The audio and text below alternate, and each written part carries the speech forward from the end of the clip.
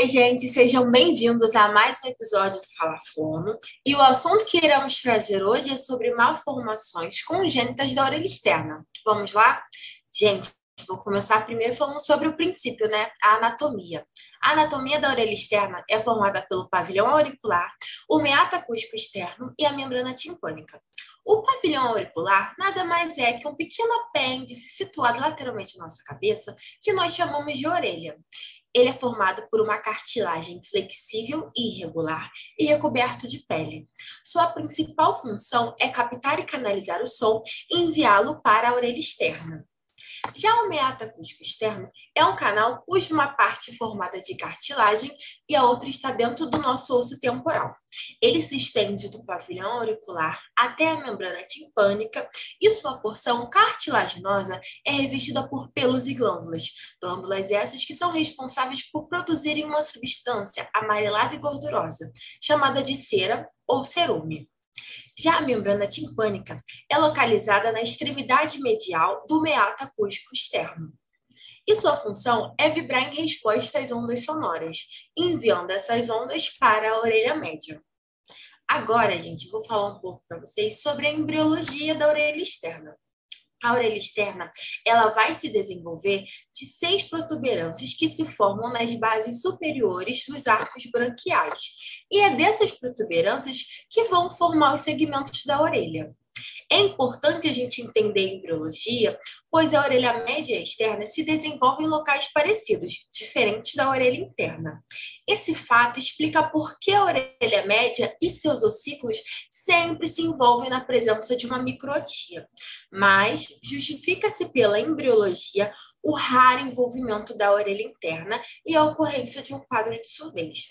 Agora, Gabi, explica um pouco para a gente sobre uma das patologias. Vou falar sobre a microtia. A microtia é uma malformação congênita otológica que apresenta desde o nascimento da criança, que tem a ver com uma alteração da parte externa do ouvido devido ao desenvolvimento incompleto. Ou seja, é uma alteração caracterizada por um pavilhão auricular pequeno que faz que a orelha afetada pareça menor e tenha forma alterada. Normalmente, essa alteração ocorre de forma isolada, portanto, pode ser acompanhada de outras deformidades faciais.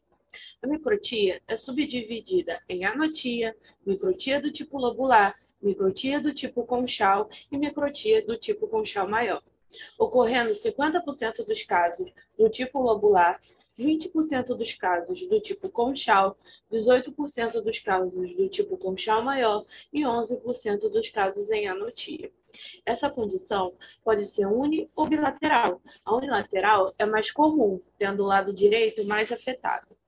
A microtia tem diferentes graus. O grau 1, que é a orelha afetada, é menor, porém tem estruturas identificáveis, canal auditivo pequeno, mas presente, e tende a não apresentar perda auditiva. O grau 2, que é a orelha parcialmente desenvolvida e o canal auditivo estreito, o que pode causar perda auditiva. O grau 3, que apresenta a ausência do pavilhão auricular e do tímpano, onde o traço identificado do ouvido externo é um pedaço do lóbulo. Neste caso, o grau auditivo está totalmente ausente, que é conhecido como atresia oral. E o grau 4 apresenta a ausência do total do ouvido externo, é um tipo de atresia pouco comum, chamado de anotia. O tratamento visa melhorar a audição do paciente e a estética do ouvido externo. Na infância, o primeiro fator a ser abordado é a audição, assegurando que a boa audição presente na infância para a criança ter um bom desenvolvimento da fala normal do seu dia a dia. Mesmo que a recomendação seja realizar a reconstrução auricular antes da criança iniciar a vida escolar e social, para que não cause desconforto na criança. No caso da ausência completa da audição, recomenda-se o uso dos aparelhos auditivos nos primeiros meses de vida. Sendo assim, a avaliação e a construção cirúrgica é recomendada para crianças mais velhas para ter uma melhor formação psicológica e física. Agora, Milena, fala um pouco sobre as patologias. Olá, as patologias que eu vou abordar são orelhas constritas e orelhas protusas. As orelhas constritas têm como característica a presença exagerada da concha da orelha, que é essa partezinha aqui em C da orelha externa. Essa patologia é classificada em 3 graus: leve, moderado e grave. E o que causa essa patologia é o desenvolvimento neuromuscular que envolve os músculos intersecos e extrinsecos da orelha externa. Tem 2 tipos de correção que podem ser feitas: a correção não cirúrgica e a correção cirúrgica.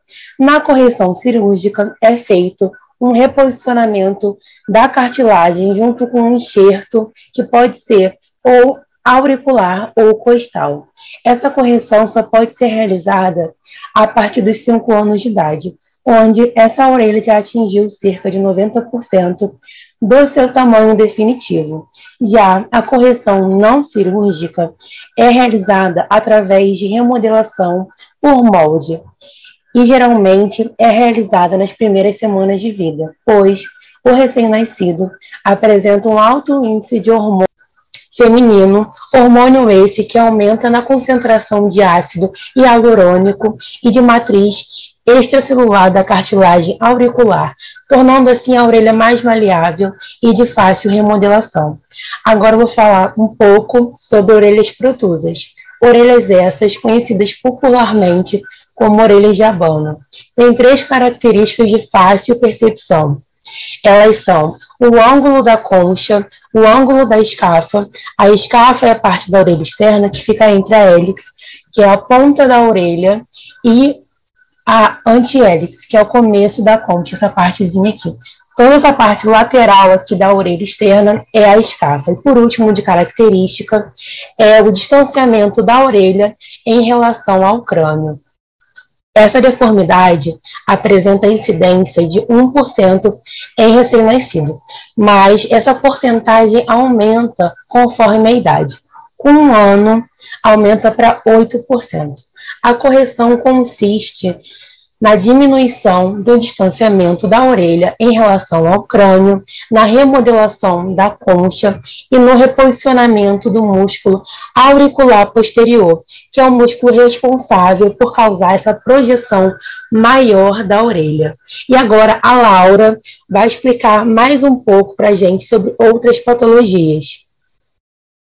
Então, hoje eu vou falar sobre mais 4 patologias relacionadas à orelha externa. A primeira delas é a orelha distal, que ela consiste na presença de uma anomalia na conformação do anti-hélix sem apresentar sua forma habitual. Ela apresenta um ramo extra mais horizontalizado devido à anomalia de função ou à ausência do músculo auricular intrínseco oblíquo. O tratamento consiste numa correção não cirúrgica, quando feita em idade precoce, e numa correção cirúrgica, que é feita a partir da ressecção conservadora, da alteração e do reposicionamento da forma do anti-X. A próxima são as orelhas pequenas. Elas apresentam um formato normal, porém um tamanho menor para a idade analisada. Ao nascimento, é feita uma medida longitudinal que diz que normalmente deve ter em torno de 3 centímetros. Porém, raramente as crianças com síndrome de Down apresentam dimensão superior a 3 centímetros.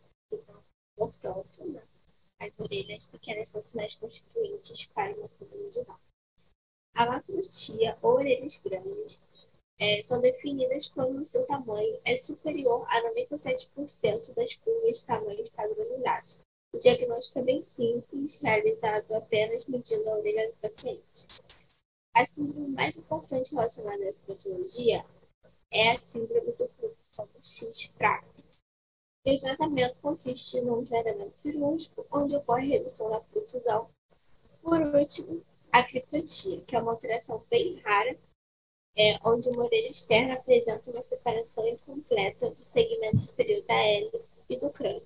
A criptotia é usualmente uma alteração isolada, porém pode estar associada à trissomia do 18. Curiosamente, essa alteração de orelha externa é muito mais comum no Japão. O tratamento, quando o diagnóstico precoce, pode se optar pelo tratamento não cirúrgico, e a partir dos 5 anos é feita a partir de enxertos de reforço e retalhos cutâneos locais. Agora a Eduarda vai falar mais um pouco pra gente.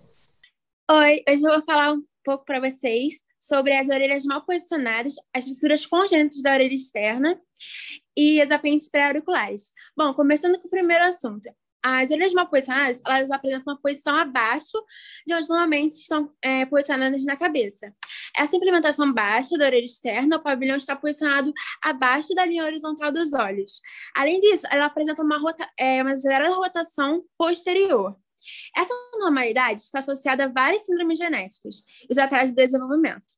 A correção dessa alteração consiste no reposicionamento desses músculos extrínsecos, fazendo a protusão desse deslocamento para frente, ou seja, só cirurgia. Agora eu vou falar um pouco sobre as fissuras congênitas. Bom, a fissura congênita ela pode acontecer de um lado da orelha, unilateral, ou dos dois lados, bilateral, por causa de uma atrofia, que é o início desse desenvolvimento da concha e da escafa. E são raras e acontecem por distribuição familiar. Elas são chamadas de orelha de ponto de interrogação, por causa da característica do seu formato. Agora eu vou falar sobre o terceiro assunto, que são os apêndices pré-auriculares. Bom, eles são nódulos, né? E podem ser benignos e ocorrem unilateralmente. E em alguns casos acontece bilateralmente. Fica de frente ao tragus, acima da raiz da hélice, caminhando para a concha, perto do meato acústico externo. A sua estrutura é cartilaginosa. É considerado comum. O tamanho pode variar de 1 a 2 milímetros e pode ser pediculados, fixos, únicos e múltiplos. Esse resultado se dá por fechamento incompleto da invaginação no processo embriológico. Agora eu vou falar um pouco sobre a alteração desses apêndices podem causar nos bebês. Bom, ele pode acontecer 1,5 a 3 dos recém-nascidos. E pode acontecer uma alteração na audição neurosensorial em 13% dessas crianças. Essa correlação, essa presença desses apêndices pode causar também a surdez, né, neurosensorial, e é recomendada uma avaliação auditiva na rotina dessas crianças portadoras desses apêndices. A cirurgia é simples e pode ser realizada em qualquer idade. E a aparência é voltada ao normal na maioria dos casos. Agora, a Isa vai falar um pouco sobre os mitos. Bom, gente, agora vamos desvendar alguns mitos sobre a microtia. É verdade que a orelha mal formada vai crescer com o tempo? Gente, isso é um mito. A orelha mal formada não vai crescer com o tempo, pois os nossos ossículos do ouvido, martelo, bigorna e estribo, atingem sua forma final por volta do 4º mês e sua posição normal ao final do 7º ou 8º mês. Então, meu filho vai ser surdo? Realmente, a surdez é presente na maioria dos casos, mas isso não quer dizer que seu filho vai ser surdo. Na maioria dos casos, ela pode ser tratada através de exames específicos, como o PAET, para um diagnóstico da surdez e, sucessivamente, com um tratamento com próteses auditivas ancoradas ao osso. Agora, uma assistência para você que é fonoaudiólogo, de que modo devemos fazer e o que aguardar quando uma criança nasce com microtia. Ao nascimento, devemos discutir a situação com os pais, obter um PAET, encorajar a amplificação quando a surdez é bilateral, avaliar a presença e outras desordens, encaminhar a criança a um especialista em reconstrução auricular. Na infância, é importante acompanhar com atenção a possibilidade da otite média na orelha normal e avaliar a falha ou aprendizado da linguagem. Aos 8 anos, devemos analisar o monitoramento da acuidade auditiva e o desenvolvimento da fala e da aprendizagem. Chegou ao fim do Fala Fono. Espero que tenham gostado e obrigado por nos assistir. Beijo.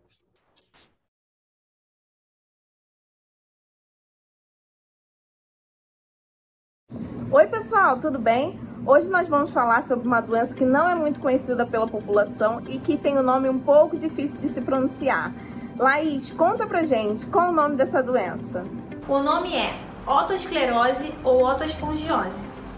Essa é uma patologia originada por uma predisposição genética, ou seja, os indivíduos com essas características possuem uma maior probabilidade de desenvolver a doença. Já que é uma doença genética, isso significa que não é contagiosa, certo? Quais são os seus sintomas? Certo, ela não é contagiosa.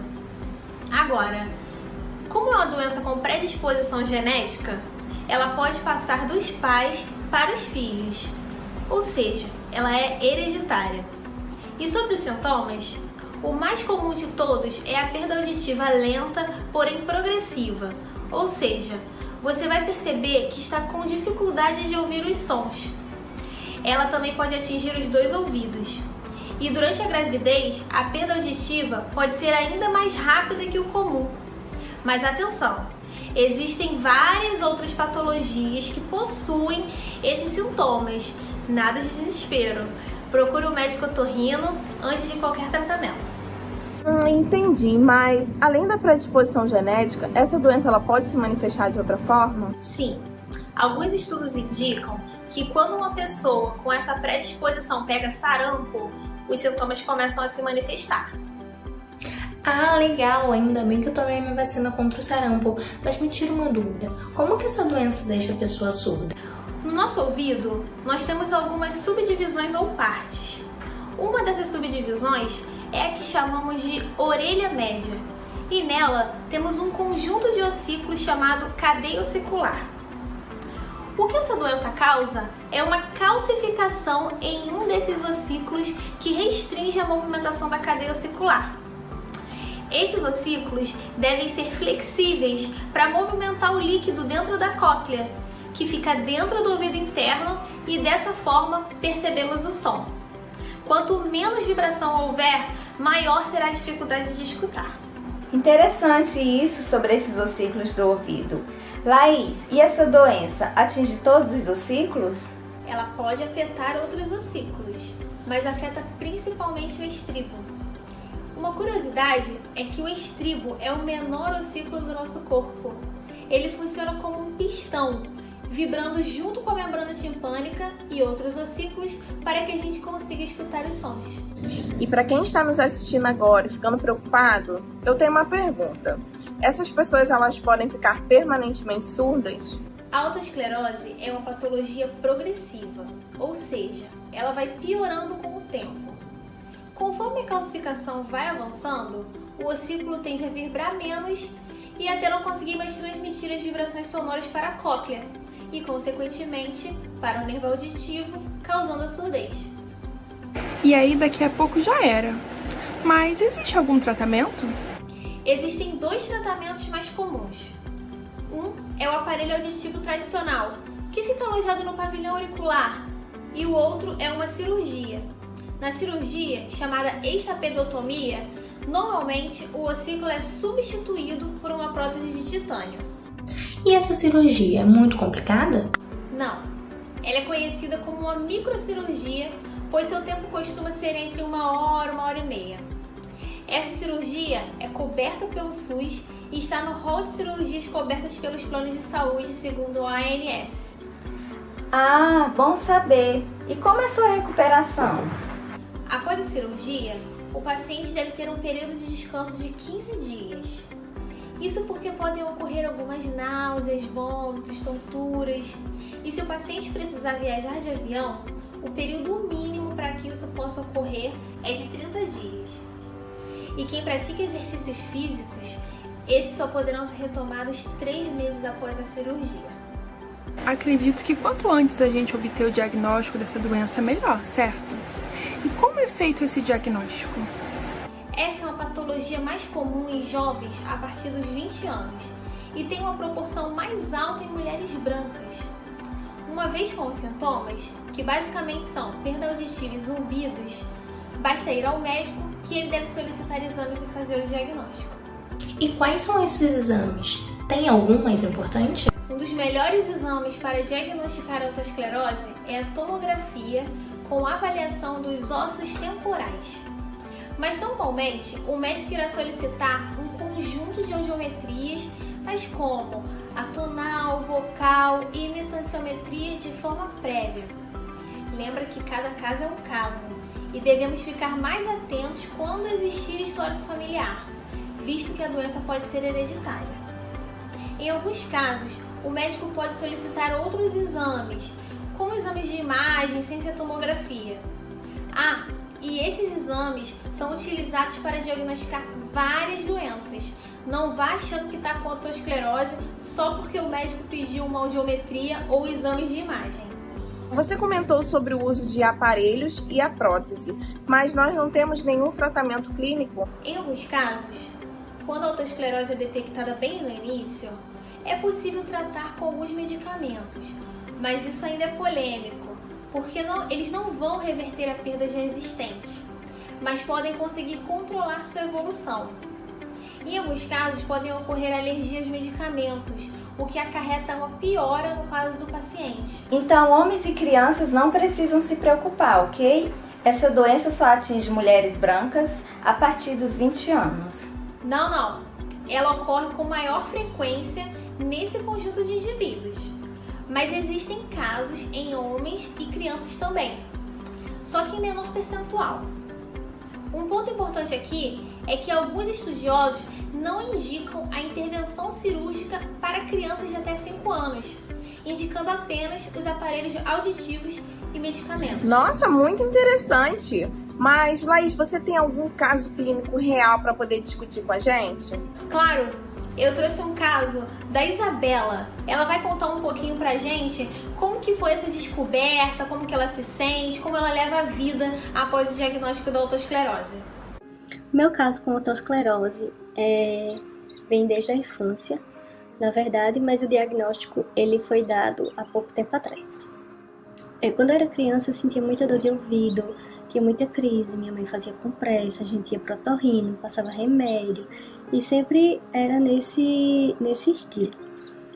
Com o tempo essas crises foram diminuindo, né? Eu não sentia mais tanta dor de ouvido, só que de 2017 para cá, até 2020, eu voltei a sentir algumas dores de ouvido, inclusive eu tive uma crise muito forte que o meu ouvido direito até sangrou e tal. Então eu fui no otorrino, ela passou a audiometria e viu que o meu ouvido esquerdo já estava tendo uma perda auditiva e ela pediu para procurar isso e tal. Só que eu achava que era, como eu tinha tido uma crise grande, né, de sinusite, eu achei que tinha afetado por conta disso, como a médica também achou, e que com o tempo isso ia passar. Só que de 2017 para cá, isso não diminuiu, né? O meu ouvido, eu sinto que ele tá tampado, às vezes eu sinto um chiado enorme, às vezes ele apita. Aí ano passado eu resolvi procurar de novo a médica e refazer os exames, ver o que seria possível fazer para melhorar. Então, na verdade, ela me encaminhou para o médico, para outro médico. Só que ela pediu para eu fazer já uma tomografia de mastoide antes de ir. Então eu fui, levei essa tomografia que deu tudo normal e levei a tomografia. Então ele pediu para eu refazer a audiometria. Então eu refiz a audiometria e eu fui para a médica em setembro, era 2 de setembro, eu fiz essa audiometria, deu a perda bilateral e voltei, fui para esse outro médico em novembro. Mas já teve diferença, de setembro para novembro também já aumentou o grau, né, da perda auditiva.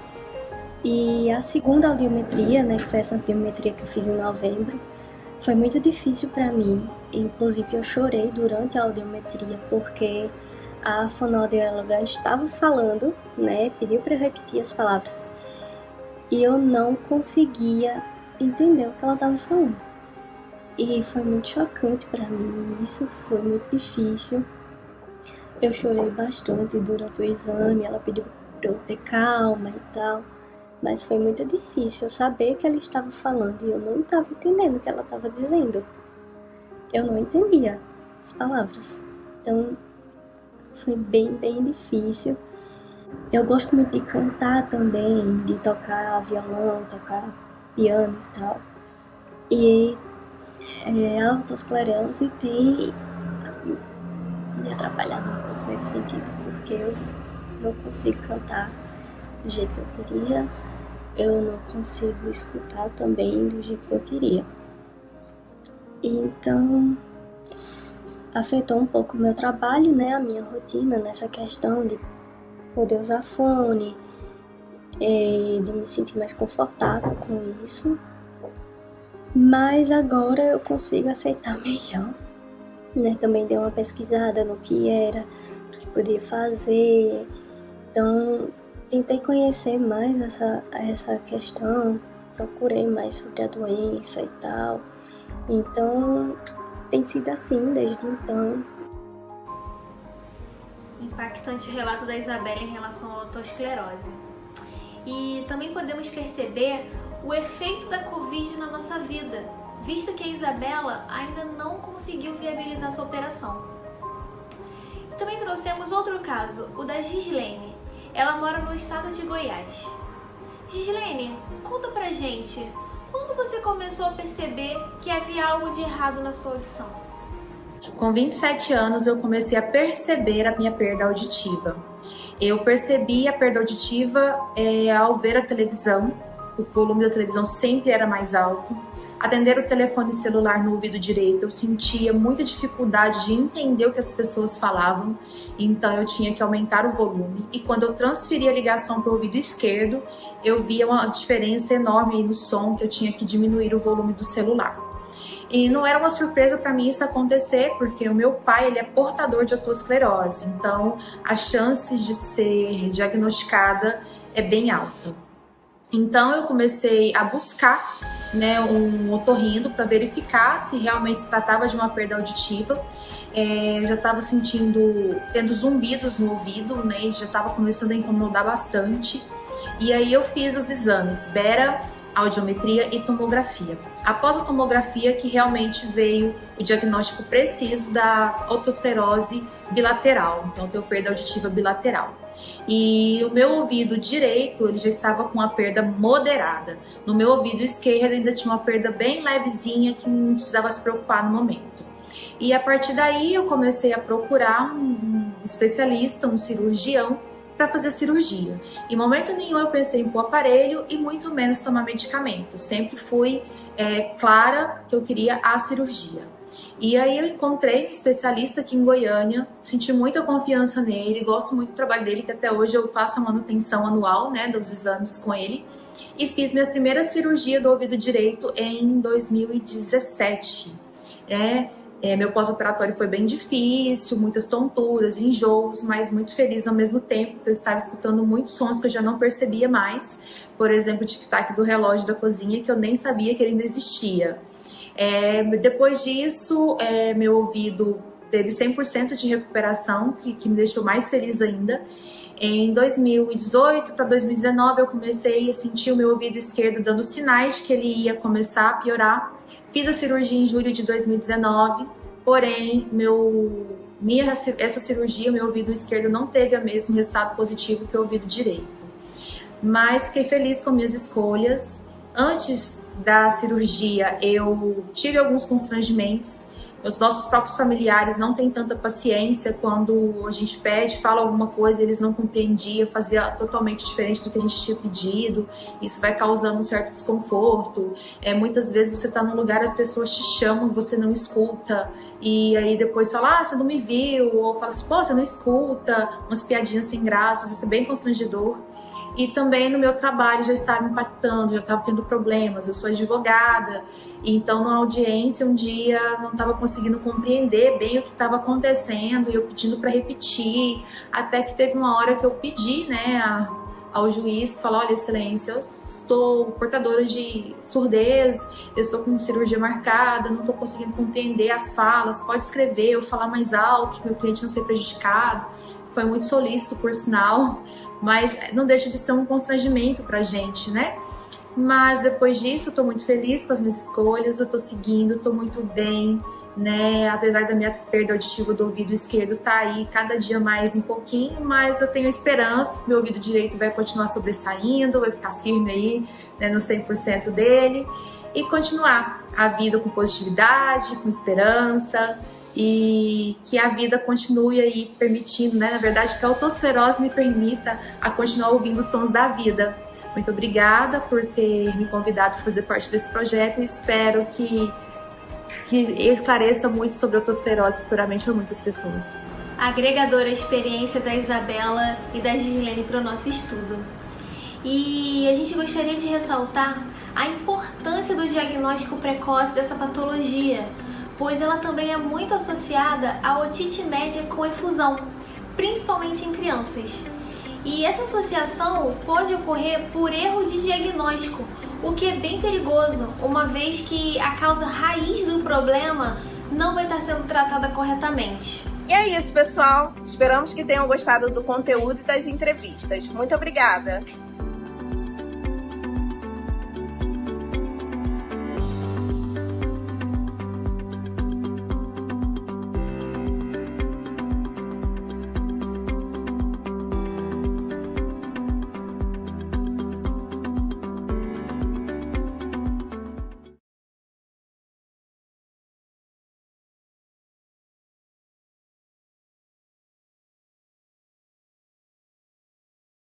Olá, pessoal! Somos futuros fonoaudiólogos, estudantes da disciplina de Fisiopatologia da Audição da turma da professora Renata. Eu me chamo Érica e vou iniciar esta apresentação.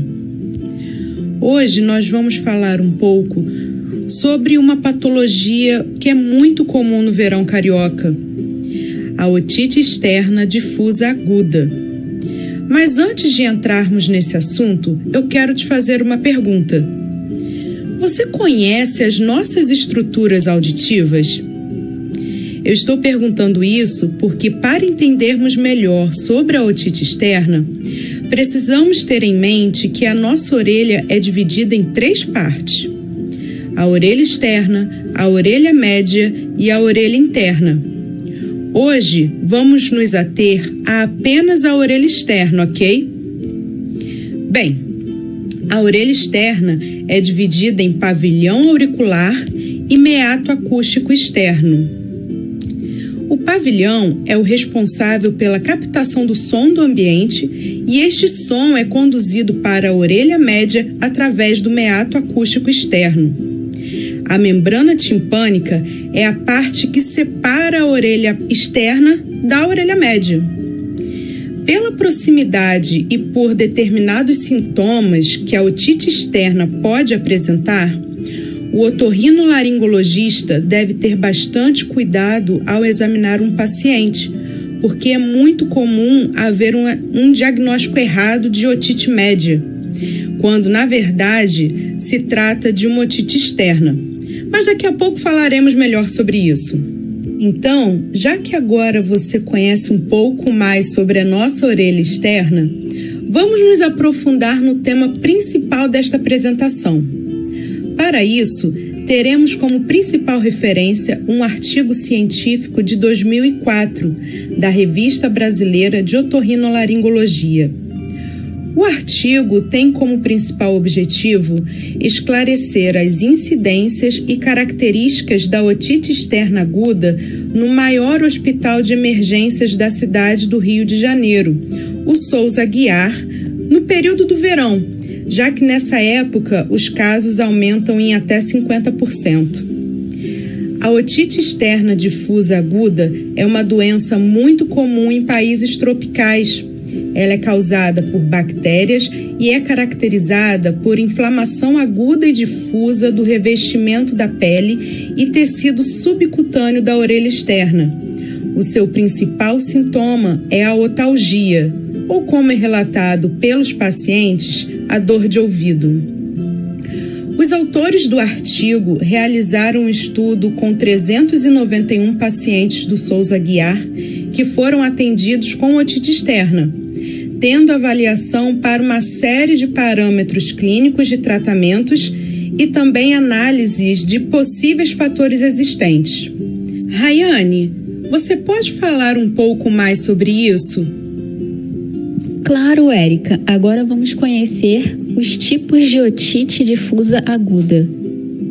Os parâmetros analisados foram sexo, idade, tempo de duração dos sintomas, otalgia graduada em leve, moderada ou severa, presença de otorreia, prurido, plenitude auricular e febre, presença de edema retroauricular e adenomegalia retroauricular, conhecido popularmente como ínguas, tipo de tratamento e fator predisponente, e os tipos de otite externa, variando em tipo 1, hiperemia de conduto auditivo externo, tipo 2, edema de conduto auditivo externo, sem impedir a visualização da membrana timpânica e pequena quantidade de secreção mucopurulenta. Tipo 3, edema intenso de conduto auditivo externo, não sendo possível visualizar a membrana timpânica. E quais foram os sintomas mais observados? Essa eu vou deixar com a Aline. Vamos lá, conta pra gente. Então, galera, quais são os sintomas? Nesse estudo foram identificados alguns sintomas. O principal deles é a otalgia, que é a dor de ouvido. Outro sintoma muito comum é a plenitude auricular, que é aquela sensação de ouvido tampado. Em alguns casos, pode ocorrer outros sintomas, como a inflamação aguda e difusa do revestimento cutâneo e tecidos subcutâneos da orelha externa, causado geralmente por bactérias, tornando a dor bem intensa. Na análise, também foram identificados sintomas como otorreia mucopurulenta, que é aquela secreção mal cheirosa, geralmente amarelada ou esbranquiçada, a hipocoasia, que é a perda da capacidade auditiva, o prurido e também pode ocorrer edema e hiperemia do conduto auditivo externo. Em alguns casos, a membrana timpânica se encontra densa, encorpada e hiperemiada em seu revestimento cutâneo externo, podendo às vezes diagnosticar uma falsa otite média. Agora vamos falar um pouco das causas. Fabrício, você sabe como se contrai a otite? Bom, os resultados mostram que os principais fatores predisponentes são banhos de mar, piscina, uso de cotonetes e outros objetos contundentes que ocasionam lesões. Estudos mostram que, embora muitas pessoas tenham descartado a poluição da água, ela ainda pode desempenhar um papel na sua patogênese, tendo a confirmação dessa hipótese relacionada a pesquisas bacteriológicas futuras. Os diferentes aspectos clínico-otoscópicos podem representar diferentes estágios no desenvolvimento da doença e, na maioria das vezes, respondem bem ao tratamento clínico. O tratamento para otite externa é feito geralmente com antibióticos tópicos em gotas, calor local, anti-inflamatórios sintomáticos e não hormonais. Os otorrinolaringologistas também devem limpar completamente os detritos epiteliais e as secreções. Para pacientes com febre e sinais de complicações, os antibióticos sistêmicos devem ser reservados. O profissional em audiologia, ao analisar algum tipo de patologia no conduto auditivo externo do paciente, direciona o paciente para o tratamento com o otorrinolaringologista antes da realização do exame audiológico. O mesmo realizará o diagnóstico através de exames dependendo do grau da infecção. Ele receitará o tratamento adequado. Fabiana, agora é com você. Vamos concluir a apresentação de hoje? Fala comigo, meu amigo Fabrício. Vamos sim. Então, para concluir o nosso trabalho, eu quero falar que a análise do artigo utilizado nessa pesquisa mostra que, dependendo do caso infeccioso por bactéria, a otite externa difusa aguda recebe tratamentos medicamentosos feitos com antibióticos tópicos, sob formas de gotas, usado diretamente no local da dor. Lembrando que tem que ser aplicado da forma correta para uma boa absorção da medicação. Por orientação médica, protetores otológicos ou protetores auriculares devem ser usados na proteção do local. Hoje temos vários tipos de protetores auriculares, com tamanhos diferentes para facilitar o uso da forma correta, materiais diversos, como espuma, silicone, proporcionando ao paciente maior conforto e maior comodidade, evitando irritabilidade ao uso do protetor. Esse método de proteção é muito indicado para banhos de piscina ou banhos de mar, pois usando o protetor corretamente, obstrui a entrada de água na região auditiva. Vale a pena destacar a eficácia do tratamento e os métodos de proteção, já que o artigo aponta que apenas 6% dos pacientes atendidos retornam ao médico após melhora dos sintomas para dar continuidade ao tratamento ou para uma nova avaliação médica. Bom, nós, os alunos do grupo 8, esperamos que tenham gostado. Se ficou alguma dúvida, você pode escrever nos comentários ou mandar uma mensagem, que responderemos em breve, sanando as dúvidas a respeito do assunto abordado. Tchau, tchau, pessoal! E até a próxima!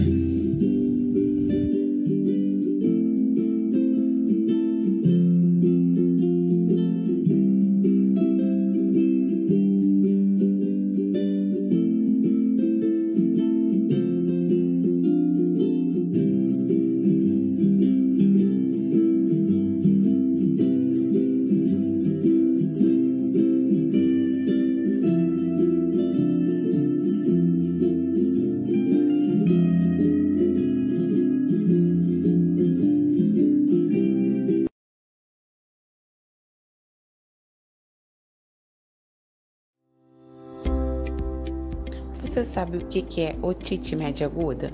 Eu acho que é uma inflamação no ouvido. Eu já até ouvi dizer, mas não sei o que é.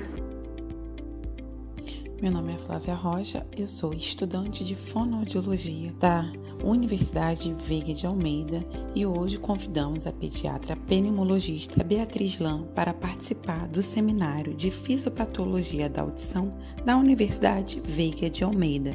Seja muito bem-vinda, doutora Beatriz Lam. Então, falando um pouquinho aí sobre otite média aguda, é uma infecção da orelha média, que é geralmente acompanhada por uma infecção do trato respiratório superior, né? É mais comum nas crianças, principalmente menores de 3 anos, porque a tuba auditiva das crianças é uma tuba mais horizontalizada e a criança permanece mais tempo deitada. Então, isso facilita o acúmulo de secreção nessa tuba auditiva. Em geral, essas infecções, elas podem ser viral ou bacteriana. Normalmente a viral acaba se complicando com uma infecção bacteriana. Os germes mais comuns envolvidos na otite média, principalmente em crianças, é o pneumococo, que é o Streptococcus pneumoniae, a Moraxella catarrhalis e o Haemophilus influenza. Como fator de risco para essa infecção, a gente tem fumaça de cigarro, uso de mamadeira deitada, criança que mama deitada, você acumula mais ainda a secreção, e crianças que têm infecção de vias aéreas recorrente. O sintoma principal é a dor, que é a otalgia. Nas crianças pequenininhas, principalmente, você pode ter sintomas sistêmicos, como febre, prostração, vômito. O diagnóstico é um diagnóstico clínico. Através de um otoscópio, você olha esse conduto auditivo, vê uma membrana abaulada, muitas vezes hiperemiada e opaca, bem opaca. Às vezes você vê nível hidroaéreo, você consegue ver que tem secreção lá dentro. O tratamento, na maioria das vezes, vai precisar de um antibiótico oral, porque é uma infecção sistêmica. É quase quase nunca a gente vai usar a medicação tópica local. Você precisa de antibiótico, às vezes antialérgico, lavagem nasal com soro fisiológico. A prevenção é principalmente o uso de vacinas, né? As vacinas que a gente já tem aí contra o pneumococo, contra o hemófilos. Evitar fumaça de cigarro, não mamar deitado e a lavagem da cavidade nasal recorrente, né? Lavar com soro fisiológico de forma habitual. Olá, meu nome é Antônio Manhães, sou estudante de fonoaudiologia e venho aqui agregar mais sobre definição e epidemiologia da otite média aguda. A otite média aguda é uma infecção com desenvolvimento rápido de sinais e sintomas de inflamação aguda na cavidade da orelha média. É uma das razões mais frequentes de visitas aos médicos em crianças menores de 15 anos de idade. Entretanto, mesmo com alta prevalência, é uma entidade autolimitada e com baixa incidência de complicações e mortalidade. É fundamental um diagnóstico preciso e acurado, evitando o uso desnecessário de antimicrobianos com consequências danosas para o paciente e para a comunidade como um todo. A otite média aguda é definida como a presença de líquido preenchendo a cavidade da orelha média sob pressão, com o início abrupto dos sinais e sintomas causados pela inflamação dessa região. A otite média é uma das doenças infecciosas mais comuns na infância. Avaliando-se diagnósticos feitos em consultórios em 1990 nos Estados Unidos, foram identificadas 24,5 milhões de visitas realizadas apenas por otite média. Em crianças menores de 15 anos de idade, a otite média foi o diagnóstico mais frequente, em especial nos 2 primeiros anos de vida. Até os 3 anos de idade, 3 em cada 4 crianças terão apresentado pelo menos um episódio de otite média aguda, e com 2 anos de idade, 1 em cada 5 crianças. Olá, meu nome é Raquel de Andrade, sou estudante de fonoaudiologia da Universidade Veiga de Almeida. Hoje vou falar sobre sinais e sintomas da otite média aguda. As crianças com otite média aguda podem apresentar sinais e sintomas inespecíficos. Os principais sintomas da otite média aguda nas crianças são febre, otalgia, popularmente conhecida como dor de ouvido, e a perda auditiva temporária. Frequentemente, esses sintomas surgem de forma súbita, podendo também ser sintomas da otite média aguda, a manipulação excessiva da orelha, a apatia, as alterações de comportamento, as alterações no padrão do sono, o choro excessivo, a irritabilidade, a diminuição de apetite, o vômito e a diarreia. A otoscopia é um exame indolor, porém, em algumas vezes é difícil de ser feito em crianças, uma vez que elas não costumam aceitar a introdução do aparelho no ouvido. Estando com otalgia, é mais difícil ainda. Através da otoscopia, o médico pode avaliar os sinais da otite média aguda observando a membrana timpânica, identificando hiperemia ou opacidade, o abauloamento, que é uma forte característica da otite média aguda, a diminuição da mobilidade e a otorreia aguda. Esses são sinais típicos e que eventualmente podem ter complicações, como a mastoidite, podendo evoluir para o colesteatoma. Meu nome é Juliana Alves, eu sou aluna do curso de fonoaudiologia da Universidade Veiga de Almeida e hoje eu vou falar para vocês um pouco sobre os fatores de risco e proteção nos casos de otite média aguda em crianças. Os fatores de risco para otite média aguda podem depender do hospedeiro, da própria criança ou decorrer de fatores ambientais. Com base nos fatores relacionados ao hospedeiro com relação à idade, a ocorrência dos primeiros episódios de otite média aguda antes dos 6 meses é um fator de risco.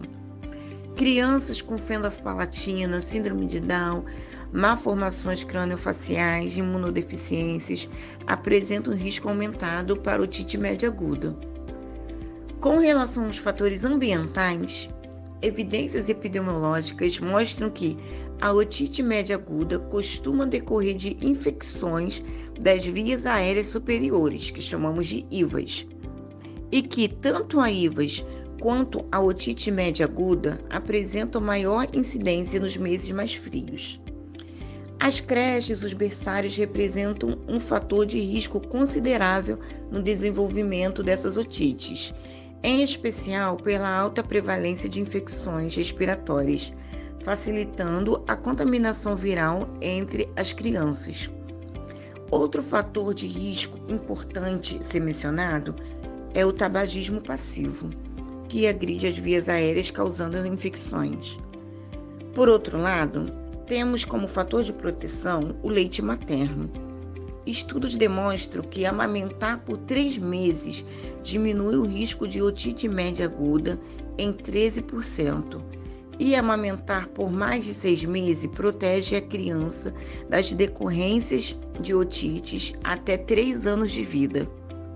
No caso de crianças que tomam mamadeira, os pais devem cuidar para que essas não tomem a deitadas, sugerindo que a cabeça fique elevada para evitar a ocorrência de otite médias agudas. O uso de chupetas de mamadeira com bico em cápsula, daquele tipo empurra e puxa, também é considerado os fatores de risco para a ocorrência dessas otites. Olá, meu nome é Verônica. Eu vou falar um pouco sobre o tratamento das otites média aguda. Bom, segundo o Ministério da Saúde, a maioria dos casos em crianças se solucionam espontaneamente, entre 1 a 2 semanas, sem o uso de antibiótico. Às vezes há necessidade de anti-inflamatório. É de suma importância que com 72 horas haja uma reavaliação médica. E havendo ausência de melhora, onde a criança ainda apresente otorreia, otite bilateral, febre alta e prostração, é indicado o tratamento com antibiótico em crianças em até 2 anos. A Academia Americana de Pediatria tem algumas recomendações para o tratamento de otite média aguda, como a observação no período de 24 a 48 horas, uma vez que 80% dos casos de otite são virais, não havendo a necessidade de antibióticos. Deve-se, nesses casos, utilizar analgésicos, por exemplo, buprofeno, dipirona, paracetamol. Já no caso de terapia com antibiótico, é indicado em suspeita de infecção por Streptococcus, pneumonia, Haemophilus e Mozzarella catarrhalis. E é indicado a troca do antibiótico caso em 72 horas persista febre ou otalgia intensa. A primeira opção de antibiótico para o tratamento da OMA é a amoxicilina, que é similar à penicilina e a cefaclor. Em crianças de 3 meses a 3 anos com infecção de vias aéreas superiores e com histórico de otite, é indicado o amoxiclavulanato ou azitromicina, e é recomendado o uso de suspensão de corticoide e histamínicos para não aumentar os riscos de efeitos adversos. Em caso de alergia de penicilina, pode ser usado o claritromicina ou eritromicina, e é muito importante seguir o tratamento para evitar qualquer sequela devido à deficiência auditiva, pois isso pode gerar demais distúrbios secundários para essa criança, principalmente na parte de aprendizagem. Meu nome é Flávia Rocha, eu sou estudante de fonoaudiologia da Universidade Veiga de Almeida e vim falar hoje sobre o diagnóstico de uma otite média aguda. A otite média aguda, para ser diagnosticada, ela agrega um conjunto de sinais e sintomas, mas a otoscopia é essencial para um diagnóstico preciso. Uma otoscopia adequada deve ser feita com a boa iluminação, condição imprescindível para a visualização correta da membrana timpânica. Também é necessário espéculos de acordo com o tamanho do meato acústico externo. A membrana timpânica normal ela é translúcida, perolada e levemente acinzentada e apresenta mobilidade. Características da otoscopia são essenciais para um diagnóstico diferencial da otite média aguda. Membrana timpânica levemente opaca, hiperemia difusa, leve ou moderada e ausência de abaloamento indica uma otite média aguda viral. Membrana timpânica opaca, mais hiperemia intensa, mais presença de abaloamento e diminuição na mobilidade caracteriza otite média aguda bacteriana. Então, nós vamos agora, no final do nosso seminário, dar algumas dicas de prevenção, da otite média aguda em adultos e em crianças também, Ensinar seus filhos a lavar as mãos com frequência, espirrar e tossir no braço, não nas mãos, e não compartilhar objetos usados para comer ou beber. Quando seus filhos estiverem gripados ou resfriados, limpe as secreções com frequência para evitar o acúmulo nas vias aéreas. Mantenha o ambiente das crianças livres de fumaça de cigarro. Procure sempre o atendimento médico. Você ou seu filho que tiver uma dor de ouvido, o diagnóstico precoce é a única forma de prevenir complicações. Procure amamentar seus filhos pelo menos até 6 meses de idade para desenvolver um sistema imunológico deles. Não amamente nem dê mamadeira para seu filho com ele deitado. Essa posição favorece a entrada de líquidos na tuba auditiva. E aqui termina o nosso vídeo.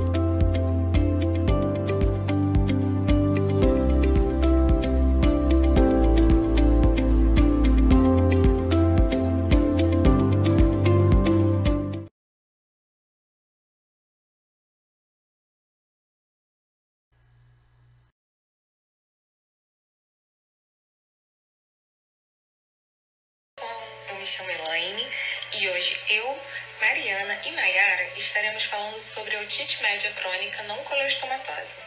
Espero que ao final dessa videoaula nós tenhamos conseguido agregar conhecimento para vocês. Vamos lá?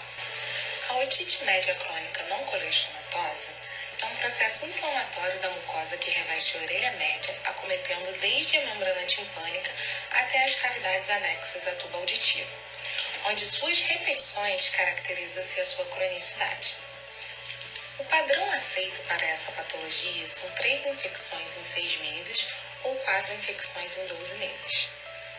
Normalmente, estima-se que essa patologia afete 31 milhões de pessoas ao ano, sendo crianças menores de 5 anos as mais afetadas. Estudos apontam que a otite média crônica não coleostomatose pode estar relacionada às dificuldades orais e de leitura, resposta atrasada a estímulos auditivos, além de vocabulário limitado e alterações de atenção. Referente à classificação das otites médias não coleostomatosas, elas são feitas com base na integridade da membrana timpânica, sendo assim classificadas como otite média crônica perfurada devido à perfuração permanente da membrana timpânica, e não perfurada, que é representada pela otite média crônica secretora, chamada também de otite média crônica com efusão. Os sintomas mais comuns dessa patologia são otorreias, que podem ser aquosas, sanguinolenta ou mucopurulenta. A supuração pode ser transitória ou persistente. A transitória normalmente é devida à reinfecção causada por bactérias do conduto auditivo externo, através da perfuração da membrana timpânica. E a persistente devido à infecção crônica da orelha média ou do osso temporal. Normalmente é observada uma perda auditiva condutiva com frequência elevada. Essa perda está relacionada com o tamanho e o local da perfuração timpânica, além da degradação causada pelos processos supurativos que atingem a cadeia ossicular. A presença de zumbido é observada apenas se afetar a cóclea, variando de grave a agudo. Esse tipo de otite normalmente não é caracterizada por dor. Isso vai ocorrer apenas se o paciente possuir otite externa ou outro tipo de complicação. Olá, meu nome é Mayara Monteiro e eu vou dar continuidade ao nosso trabalho falando um pouquinho da fisiopatologia e do diagnóstico. Eles baseiam-se em um funcionamento ruim da tuba auditiva, o que prejudica a ventilação da orelha média.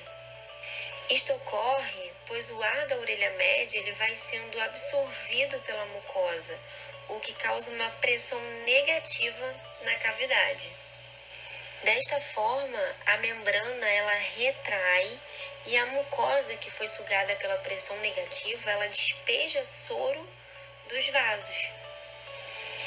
Essa pressão negativa, ela contribui com a obstrução tubária, né? E as alterações que ocorrem na mucosa da orelha média, elas são edematosas. Porém, o fluido coletado, ele prejudica a audição e também pode ser um meio de cultura para micro-organismos da nasofaringe. Com base na densidade da efusão, a otite média crônica não colesteomatosa tem as suas subclassificações, né, em serosas e mucosas. O diagnóstico ele é feito com base na suspeita de deficiência auditiva, o que ocorre principalmente nas crianças, né? A gente pode observar na imagem, ela mostra a inclinação do tubo de Eustáquio entre criança e adulto. Por isso a maior incidência dessa doença em crianças. Sendo assim, quando a criança ela apresenta certas dificuldades, como para ouvir mesmo no dia a dia, ela pede para repetir várias vezes a frase por não conseguir ouvir, às vezes até mesmo na escola, o que acaba contribuindo para um rendimento escolar menor, né, cognitivo. E às vezes em casa ela apresenta o comportamento de pedir para aumentar a televisão mais do que o necessário. Esses comportamentos eles devem ser observados porque eles são sinais, né, são sintomas dessa doença. E quanto antes isso for identificado, melhor. Ele é feito pela pneumotoscopia, onde é avaliada a mobilidade da membrana timpânica e a presença do fluido na forma de líquido ou bolha de ar no meio da secreção. Além disso, também eles auxiliam neste diagnóstico, como a audiometria tonal e vocal, que depende muito da idade da criança. Mas esse exame ele é capaz de nos dar uma boa ideia da deficiência auditiva e colaborar muito na orientação do tratamento, porque é fundamental que seja descoberto o quanto antes. A impedanciometria também é de grande sensibilidade diagnóstica para detectar o fluido na orelha média, e ela deve coincidir, né, bater certinho com o que foi encontrado na pneumotoscopia. Neste caso, os exames de imagem, eles não pertencem à rotina deste tipo de diagnóstico. Eu falei que é fundamental que seja detectado o quanto antes, né, e ficar atento aos sinais, aos sintomas, porque podem ocorrer complicações e sequelas desta doença. E assim, as deficiências auditivas, elas tornam-se mais acentuadas, prolongadas ou bilaterais. Por isso a importância de um diagnóstico precoce, né, digamos assim. Agora eu vou passar a palavra à minha amiga, que vai falar um pouquinho sobre o tratamento. Olá, meu nome é Mariana Oliveira Camarano e eu vou falar sobre os tratamentos de uma otite média crônica não colesteatomatosa. Os tratamentos para esse tipo de otite podem ser bem variados. É sempre necessário levar em consideração as condições socioeconômicas e ambientais do paciente, o grau de deficiência auditiva e a uniobilateralidade da doença. Vamos começar numa situação hipotética onde uma menina de 8 anos é levada pelos pais a um consultório médico, com queixa de não estar escutando direito, ou hipoacusia, como chamamos. O médico começa fazendo a anamnese e descobre que a criança sofre de fortes crises alérgicas. Ele pergunta mais sobre o que ela está sentindo, e ela fala que sente uma de suas orelhas cheia. Logo, o médico entende que essa sensação se dá por conta de secreções na orelha média.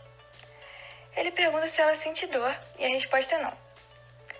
O médico faz mais alguns exames e descobre também perda auditiva condutiva na orelha direita. Dessa forma, ele conclui que se trata de uma otite média secretora. Mesmo a intervenção cirúrgica sendo necessária na maioria dos casos, o médico prefere passar antihistamínicos e corticoides tópicos para tratar a alergia da menina e esperar mais um tempo, já que não tinha otalgia. Assim, a família agradece e vai para casa.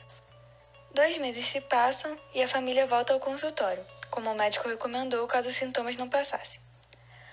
Como a alternativa clínica não funcionou, eles decidem fazer uma cirurgia. As cirurgias indicadas foram uma meringotomia e uma inserção do tubo de ventilação. Para quem não sabe, uma meringotomia é um procedimento cirúrgico por meio do qual uma pequena incisão é criada no tímpano para tratar certas condições patológicas do ouvido médio. Em geral, é feita para aliviar a pressão causada pelo acúmulo excessivo de fluidos ou pus. Já o tubo de ventilação é um pequeno cilindro no formato de um carretel que funciona como um dreno comunicando suas extremidades. Dessa forma, a orelha média fica permanentemente aerada, assim evitando o acúmulo das secreções causadoras das otites. Em alguns, principalmente em crianças, a adenoidectomias e tonsilectomias são indicadas, já que podem acabar se hipertrofiando ou infeccionando, representando assim grande perigo para a ventilação da tuba auditiva. Explicando melhor, a adenoidectomias e tonsilectomias são respectivamente os nomes dados à remoção cirúrgica das tonsilas faríngeas, mais conhecidas como adenoides, e das tonsilas palatinas, mais conhecidas como amígdalas. Na ação da paciente do caso hipotético que eu criei, a mastoidectomia não foi necessária, já que a infecção não se estendeu à região da mastoide. Mas em muitos casos de otites médias, essa cirurgia é extremamente necessária. A mastoidectomia é uma cirurgia que remove o tecido doente do ouvido, através da abertura cirúrgica das células aéreas ósseas da mastoide. Na próxima situação hipotética, o paciente tem 10 anos. Chegou no consultório médico com os pais, que alegaram que o filho já passou por caso de otite média aguda de repetição e que já fazia um tempo que percebiam a presença de otorreia na orelha do filho. O médico, então, faz uma otoscopia e percebe perfuração numa parte da membrana timpânica. Logo, imagina que possa ser uma otite média crônica perfurada. E se lembra que esse tipo de otite pode ser subdividido em benigna, também conhecido como simples, ou maligna, também conhecida como perigosa. No caso da simples, a otorreia tem a aparência de muco ou de muco com pus e não tem odor. O paciente com esse tipo de otite pode reagir bem ao tratamento com gotas antibióticas. Já no caso da perigosa, a otorreia é purulenta, fétida e não reage ao tratamento com gotas. Como no caso do paciente foi identificada uma otite maligna, o tratamento é cirúrgico e é feito por meio de uma timpanoplastia. O objetivo dessa cirurgia é selar a perfuração. A membrana timpânica recebe enxerto livre da face temporal ou do pericôndrio da orelha. Já as erosões da cadeia ossicular poderão ser reparadas por enxertos ósseos moldados pelo cirurgião ou por próteses biocompatíveis aloplásticas. Se necessário, a cirurgia se estende até a mastoide para eliminar a patologia. Nas otites perfurantes, a infecção pode se agravar, e ao se estender por dentro do osso temporal, pode causar otomastoidite aguda, petrite, labirintite bacteriana ou paralisia facial, por exemplo. Ou pode se estender para fora do osso temporal, causando meningite, abscessos epi- e subdural, cerebral e cerebelar, tromboflebite do seio sigmoide ou hidrocefalia ótica.